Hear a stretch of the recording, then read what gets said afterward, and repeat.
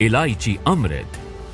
इलायची अमृत अपच, गैस, मोटापा, कब्ज, एसिडिटी, गले की खारिश, जुकाम, खांसी और सांस संबंधी विकारों से राहत दिलाती है, भूख को बढ़ाती है और मूत्र संक्रमण को ठीक करने में ये लाभदायक है। इसे आप चाय, पानी, दूध, लस्सी, फलूदा, खीर आदि में मिलाकर पी सकते हैं। स्टीविया